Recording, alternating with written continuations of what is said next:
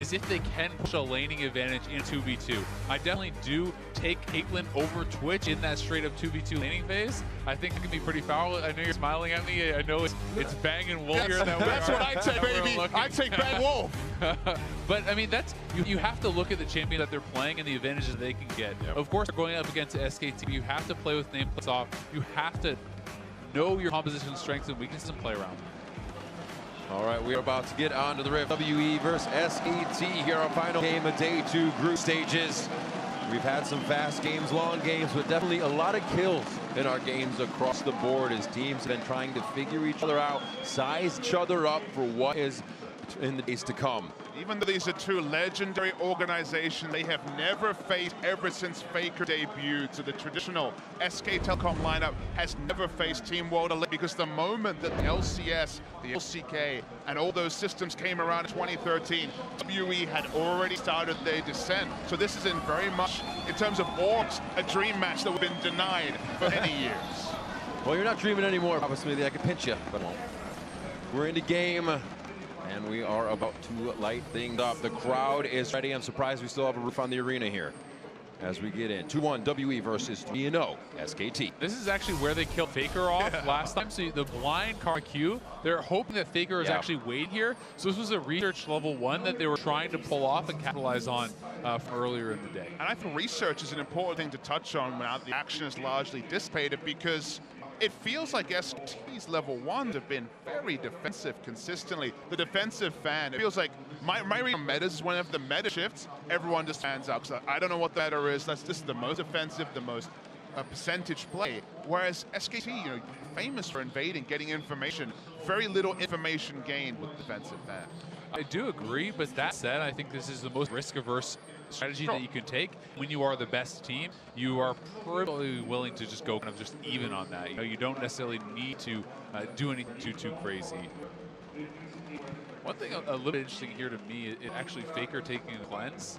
There's not really like a super obvious reason that you would need it here, in my opinion. Yes, there are things like powered Bola, and you know, there's the Karma Root and so on, but it's not like you're playing in Elise Ashe or something where you need it. So I'm a bit surprised to see Faker actually going for this. I mean, you think about few edge cases, like you say, is WE running on the red buff actually and going for the full complete on the Raptors. Yeah, so what they did is they actually did big leash on the to get level 2 off the little Raptors, go to the red, complete the big one, and this is actually a double camp leash. They're going to kind of springboard this Rengar into a much faster early couple levels, which may allow him to perhaps contest Peanut. Peanut's done some interesting stuff himself. He hasn't used his smite. He prepped his blue and also his Grom, and then recalled at level 1. So no camp was taken. So he's got no experience, of course. As Ivern, he can get very fast level 2. But it feels Peanut, with the information he's gained from knowing that Mystic and Ben were out of lane for a while, has instantly adjusted his path to try to not lose camp. An instant hit on red there as he meets up with it. Bit of an invade. We'll see Condi in the jungle, so they have knowledge of where he is, and this makes it a little easier for Peanut to make his way. Maybe this is just because, again, they didn't get information at level 1, and they're just trying to counter in terms of getting some information about pathing. They now do have that information, but for someone to knock any camps in back is surprising, to say the least. Yeah, it's extremely atypical, especially because Rengar can do a very conservative clear where he can go and just take out all his own side camps. You don't have to invade, you don't have to do anything too risky, and Condi is moving up towards the top, but I mean, he has been spotted out by that earlier ward. Nobody's sticking around anyway. He has the wave, can play the rush to the top side, just kind of wasting Condi's time. Nicely done at that. And now at this point, of course, you get the greedy side of the coin with Peanut, because of course once he recalled, he prepped 3 camps, recalled, and then clears camps in the line because the passive has started to be applied. So he still will have level 4 hilarious early, such as the way of the Ivern, but this is the sort of thing where you wonder if he will ever path that again, because of course very exploitable going for such a greedy clear. Yeah, and I mean, if Rengar went straight to his red, then Peanut wandering into the jungles of level 1 Ivern, yeah, good luck. I guess the question mark then becomes, would a Rengar go over to the red? Is this the next level mind game, or is Peanut making mistakes? That part certainly not clear. Waiting for that wave to thin out just a little bit. Root call over the wall, can get 2s done on. They can get a little bit more. The second follow-up. 957 gets out with 112 HP. He's safe, but bot lane's taking a bit of fire here. Ban could be going down, calling Summoner heal in if Ban can get closer. Did not have to, and a good hit back with the trap for Mystic. That top lane gank was pretty ambitious. The wave is pushing towards me, so this is going to be problematic for 957 regardless. But the fact that they commit double flash on a Gragas who is extremely tanky, even just with that W and the additional healing from your passive, is pretty surprising to me. I mean, I understand the gank path. You know, he's got the boost mobility, he cleared all his camps, you want to make something happen, but as you say, leading with the flash when 957 was already moving back, kind of back defensively, was optimistic, I guess is the broadcast sensitive way of saying it. I like it, I like it. Mystic and Ben still going hard in the bot lane. They have Ignite. Exhaust is down. The kill pressure rises for them to try and make a move on Bang and Wolf. But here is Peanut for the bot side. And you also have to remember, Bang started with the longsword 3-pot. He's it through all his potions, right. So this is where you start to become more vulnerable in this 2v2 stage. That said, Peanut hasn't been spotted out for a while, but if Mystic and Ben could actually get a straight-up fight, they have Summoner advantage, and they are going to have the sustain advantage here too. Speaking of starting items, Huni went very confident starting with Cull, which can certainly be an option. Usually it's the Doran's Blade into Cull as the most safe side, but really not respecting the Gragas trading potential, and just melee versus range, predictably, already has a pretty comfortable CS advantage. Remember, Huni has no flash, and they could go for this. Okay, the E's now down. If he walks back up to the wave, I expect to see commit here from WE.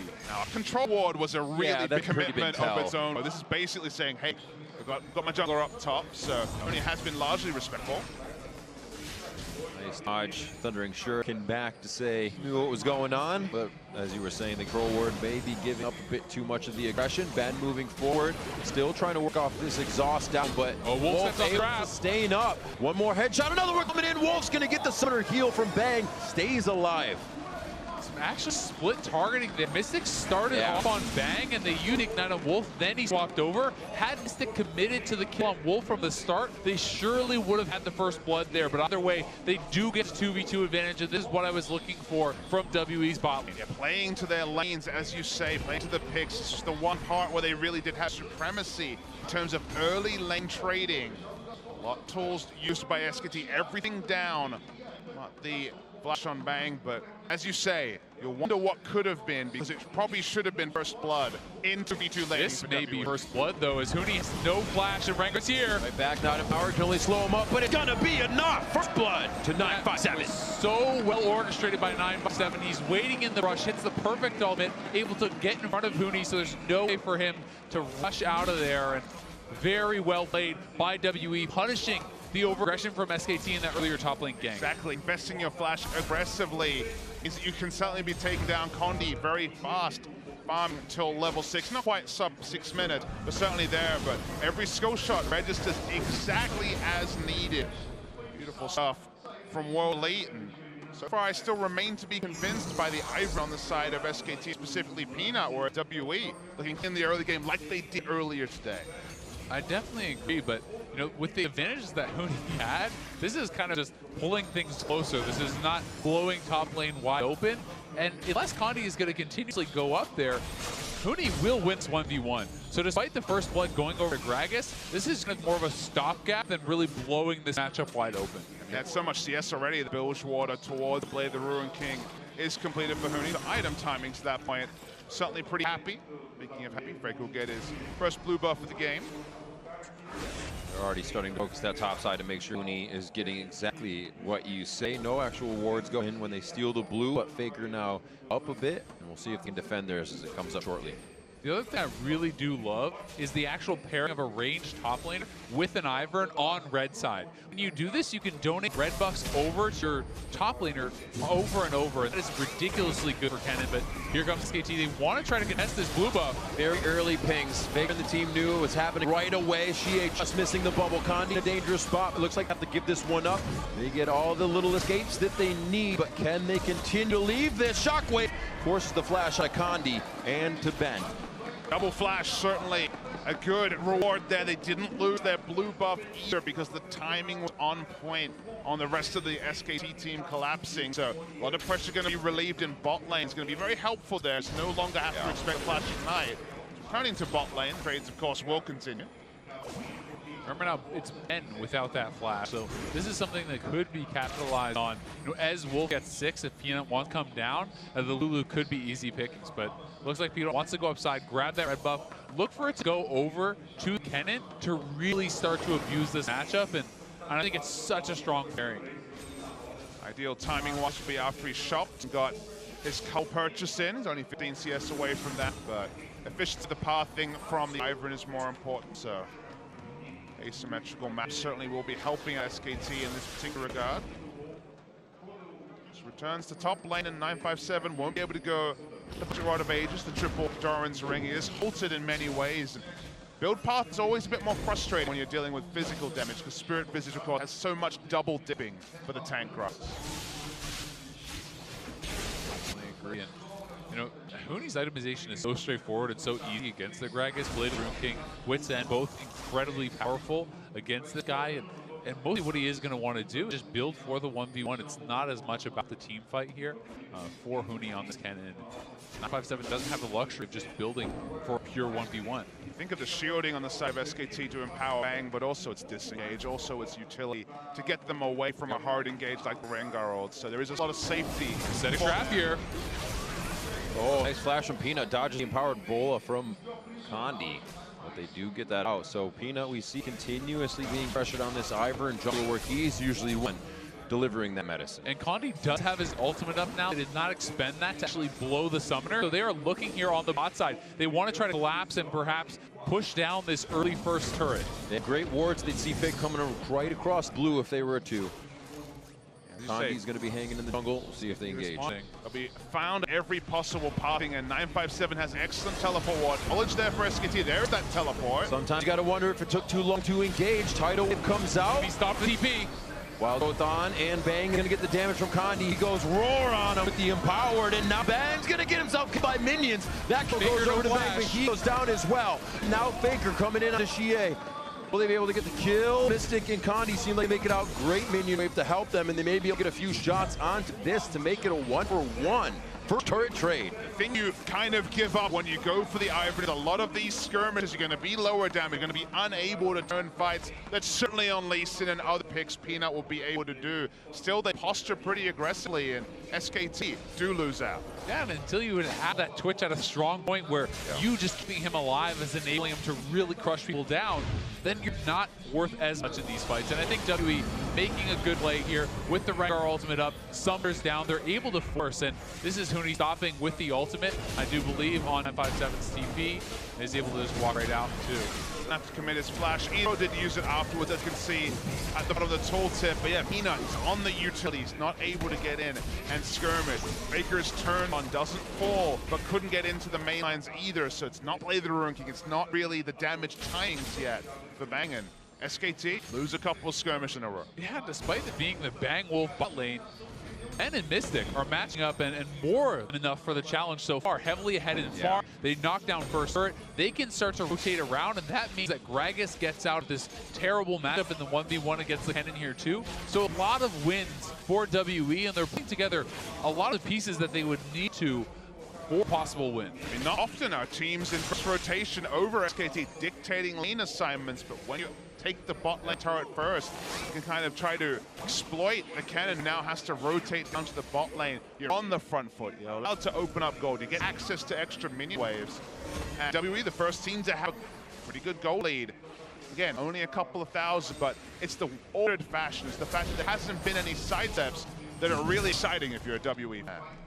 Speak about that access to extra minion waves. We also have to remember teleport on Xie and 957. If they want to play a side lane here, the side lane on top. Condi with the Rengar ultimate, he's going to be here. Mystic gets out. Ben and Condi on the backside. The ultimate definitely makes SKT think. 12 growth on 2. Bang and Wolf just coming out of a fight. Don't want the summoners to keep going. And Condi's in front. Wolf goes down. He should be able to make it out alive as the Ivern still not doing enough impact.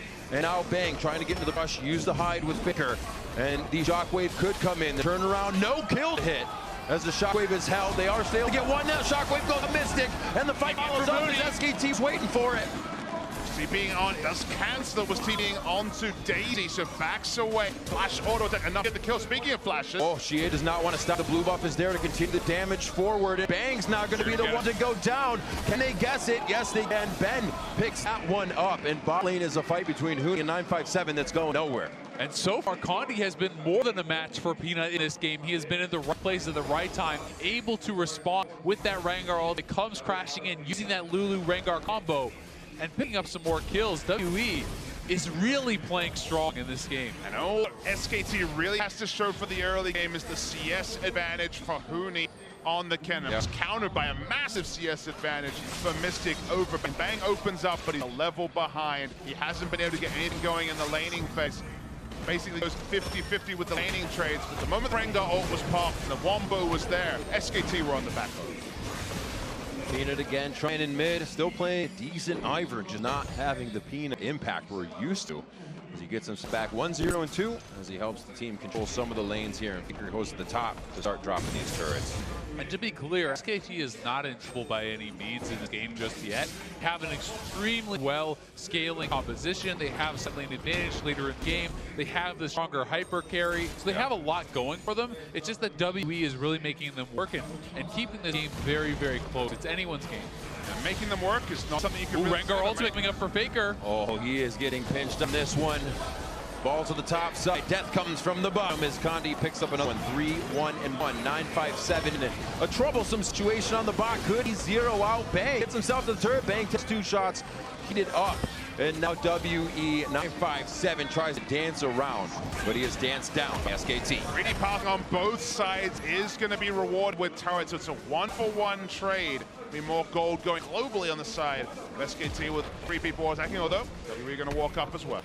And SKT plays so well around their opponent's cooldowns. They knew that 957 had no Gragas ultimate in the mid lane, so there's no real way for him to ever turn around this dive. And here's Huni in on Shea, as we missed this kill. Yep. Just the auto attacks, of course. Only thing to talk about in that particular regard. I still wipe away some tears for AP Kennen, but Huni now has the red buff. He's going to free auto attack on the mid lane turret. This would be a bonus objective as SKT are dividing and conquering, taking the Drake at the same time. And Faker's coming back from base, so they're doing this as WE is just giving them way too much personal room, and Huni finally has it back, but now that mid prep, Faker just took down top, so SKT, while they were on the back foot from Condi, found another way around. They start working around their opponents. And it's so educated guesses, you know, talked a lot and criticized teams. I know you were talking about Flash Force looking for the perfect Baron. SKT don't have perfect information to be taking both mid lane turret and a Drake while their Orianna isn't there. It's like a comical amount of things that aren't there. Right. They try and test their limits, they have some information, and they kind of get the benefit of actually making those aggressive plays and that they could always pull away from if they needed to. And I think one of the things that SK does better than almost anyone is play the percentages. If this is high percentage play, they will go for it. It doesn't have to be 100%. If it's a 70% chance, they're always going to go for it. If it's a 60% chance, they believe in their outplay ability to make these things happen. If SKT was a poker team, they would be tight aggressive, whereas we've seen too many tight people folding throughout the course of this tournament. And the aggressive side is what SKT needed to actually find any sort of a lead, because WE have most been on the front foot. They never fold any pair. Bang Wolf, Faker, Bang, Peanut, Faker, full house of the whole team. SKT's going. I mean, it looks like it's been looking like, as you say, a royal flush for a lot of this season. KT fans certainly depressed about that. KT fans had a lot of things to be depressed about this season. The suffering is real, Azale. 18 minutes in, 957 gets the Shockwave tidal wave to follow up as well. And the root call onto Mystic. They've been hit with just about everything, but the crowd control wears off, and they see through the fog, and it clears. The fight is over as well, but a lot of summoners and all blown to the side of SKT. Condi goes in, a Faker, and power under the turret. Condi takes damage, just gets out of range, but still goes down to Bang. Peanut's gonna be the next one up, and they cut the tree down right in front of his team. 2-for-1 trade for WE, but Wolf on point with these bubbles is allowing SKT to get something back in this. Huni is shoving bottom. They know they can't defend, so they're gonna sacrifice the turret. The question is, can WE go for 2 right here? And the tight, aggressive stuff we're talking about can be exploited, and in this case, Kennen was not teleporting. Kennen was committed to bot lane. You can't always always have the royal flush, and this time WWE do punish SKT, but they overstay around their mid lane turn. Boom. No bluff from WWE. They go hard on mid. Now all the outer turrets are down. They can still protect it, but they can move that line forward, use this speed, and use Condi to get into the jungle. We'll see this fight one more time. At the end of the day, they have information coming up in a second about the cannon, but this is focusing on the engage from SKT. They try to get as much damage as possible. They have to respect Condi, because it's clear from this that Huni was at no point committing to coming to mid lane. And I mean, the bubble putting Mystic back there gives them some confidence to stick around, and then another great bubble here from Wolf on Condi at least gets them one kill in what could have been a pretty bad fight. Here with the hula hoop on that particular ultimate. Zowdy can't hit them all. Play a champion full time, doesn't hit every goal. Maybe Faker isn't always cracked up to me. I'm going to say that on the screen. Oh, okay. If you guys said, right. Oh boy, Red will be mad. Right. Let's Front delete my page feed. right away. Just about 1,000 gold lead here. A little over, obviously, for WE, but that means SKT is very much in this and almost in the lead as they press right on to WE on their side of the base. They have the map, they have the wards pushing forward, and what WE was able to place forward has now been cleared. Yeah. You know, Huni with the Rift Herald buff, you know, that it gives him even more side lane advantage, but I'm a little bit surprised to see him going for the Hurricane. It does have more pushing power, but it's not as strong in 1v1. It's the Gragas as that Wit's End. It's just really interesting because it only does one thing. It pushes. Push is super good. I guess if you're free-hitting a team fight for some reason, it's good. But it's basically a pushing build, and it's also not even pretending that he wants to show up into a team fight. So it gives so much information about what SKT and specifically Huni are trying to do, that it is workable. And it does mean that 957 is going to be a lot about basically 957 Shia holding their teleports, because they have double teleport down. Huni's taking turrets damn fast. Thankfully for WE, they at least do have the double teleport that gives them more options to actually answer this and way clear these side lanes. You know, they can rotate, you know, their mid laner to bot if the TP is on cooldown for 957. Kale's Crucible and that Redemption up for Mina first. Baker with Cleanse as well. They're focusing a lot on that CC break. A good flash on the Bola and empowered just to the left. Can Faker have what it takes? Finally gets taken down. 5's enough. 4's enough. I mean, it's a long lane in mid lane when you don't have an outer turret as Orianna, one of those champions that can really have problems with lane assignments. Certainly can't go bot with how pushed it was. Top lane, it was where Bang and Wolf were. Yep. Nowhere good for Faker to be standing, and coming back to it wasn't Kale's rush, so clearly they're aware that Faker can be picked, but he's not close enough, and it means the Orianna's a big kill. Few prep shots on the turret before the minion wave makes in Daisy down, so they don't have much pressure to siege back at WE, and Mystic staying in a great range with Ben there on his hip. Looks like they'll get a few bits of damage on this turret. Still protect their mid as 957 is bot holding off Huni. The interactions with Ivern and actually the team of WE are pretty comical, because Caitlyn can use the Ivern brushes for extra headshots, and the Rengar gets free jump out of them too. So if misplaced brushes actually punish you a fair bit. If you drop a brush line, then retreat from it, it's giving Rengar a free way to chase.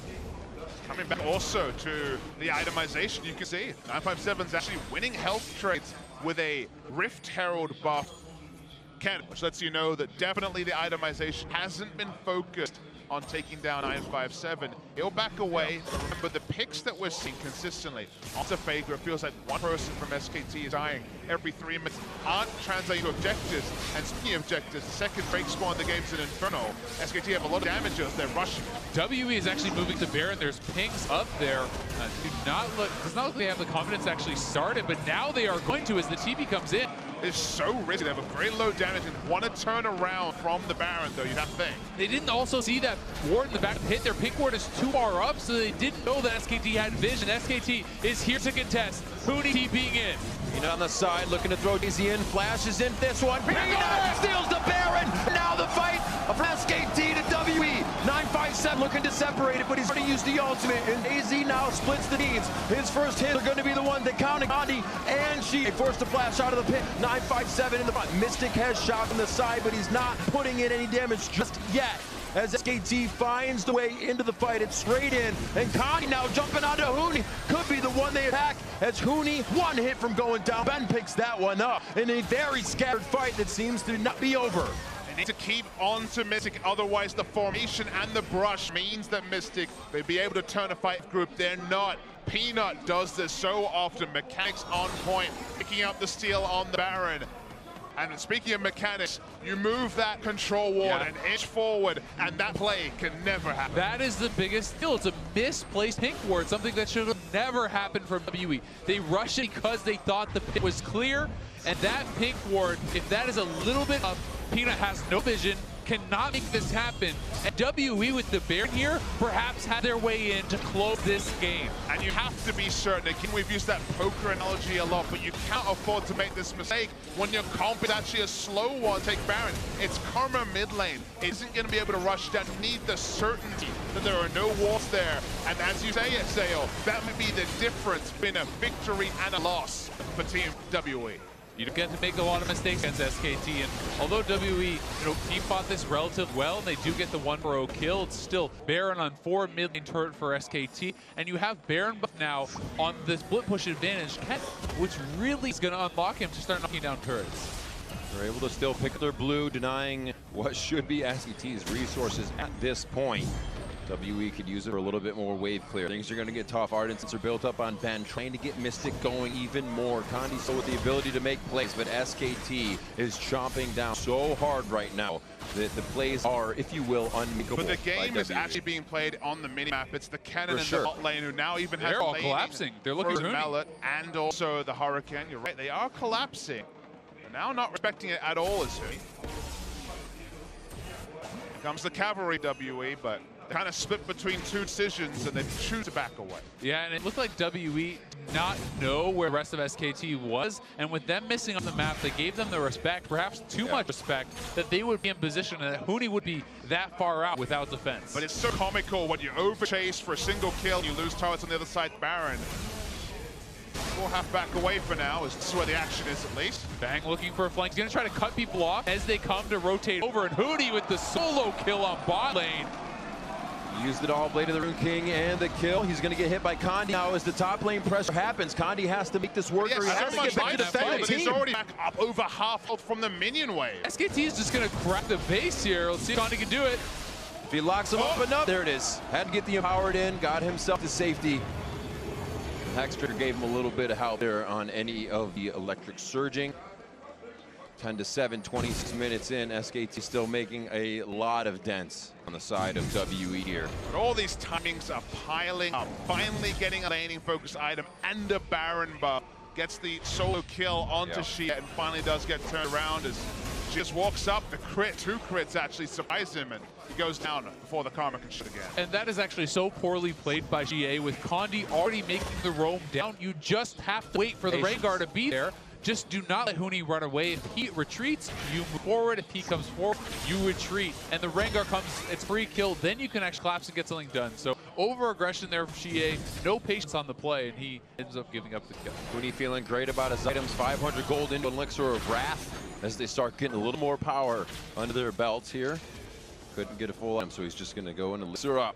It's still 3-item Caitlyn, though. We talk about mid-game humps. That's over now when you have double Zeal and the Infinity Edge, and armor penetration is not of much value against the items that are built by SKT. So unchecked Mystic can still do a lot. Secret Agent 007 can really change it.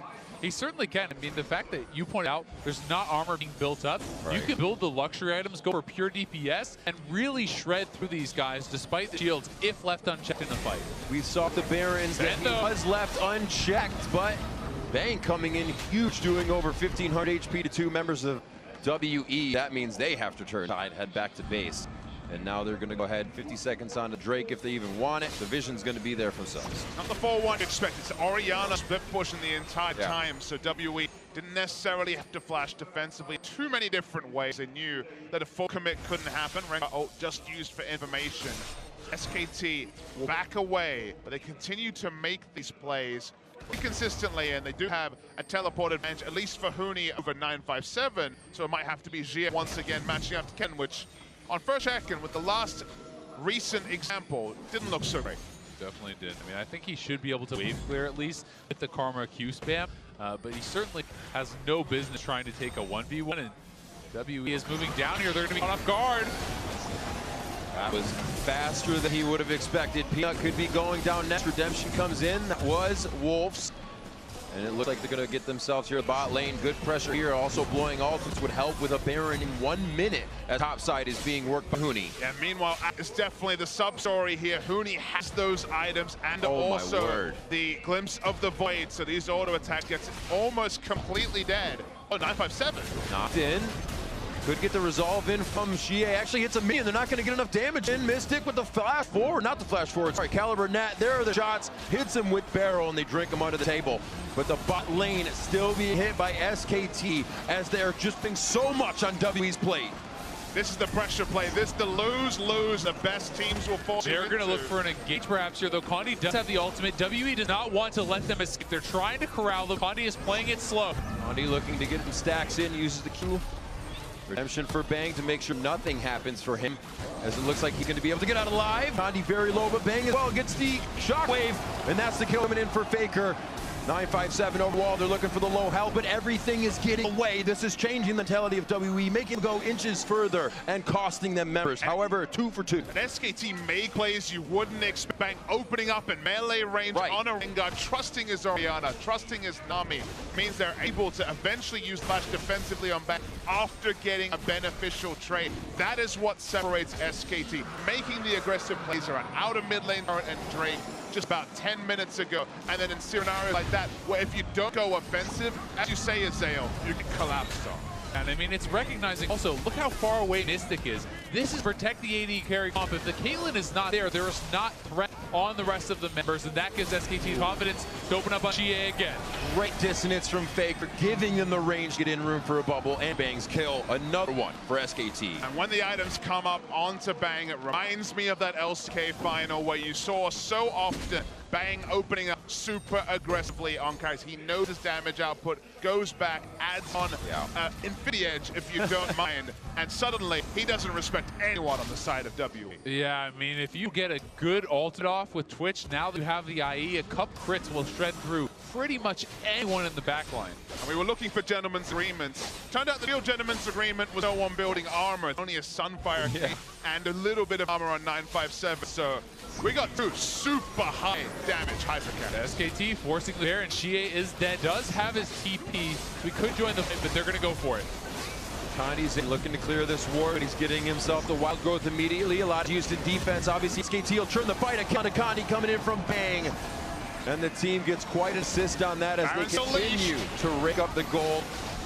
Not going to act back to full health. The minions are taking down the Nexus turret in the base as SKT work around the map when they're not even there. I mean, it's a win-win for SKT, even if they have to back off. If Xie TPs in, that means the second Nexus turret will likely also fall. So they have the pressure around the map. Now barreling down mid lane, not take time to base, because they already have big depletions and they can force down even more turrets. I mean, Void Staff, Infinity Edge doesn't get much better, just slapping on a bit of extra attack damage. So Blackout Daisy, take another inhibit turret. It goes down, all 3 down now for Waterley. Inhibit will fall quick. And not long for this world. They should just head to top side and continue the minion wave. Actually, they're going to split it. They have all the power in the world, and they're trying to spread W thin for any fight as they stand under the Nexus turret. The ult here, and he picks the game, probably ends. There goes another inhibitor. Connie wants to go, and then 957 as well. They have to make it happen. They don't have wards behind him. This could be the entry. He's going to hit it. Bang gets the first knock. He gets pushed to the side, and Condi's actually the front line. 957. They're tanks. They go down the fastest. The hula hoop from Faker just for the show. Missed Ben and she trying to make it to the base for Solace as SKT continue their dominance here on day 2 of the SI group stage. They will stay undefeated as they take down WE. Crowd hype is legendary. SKT 4-0. The early game certainly didn't go to plan. Debut on that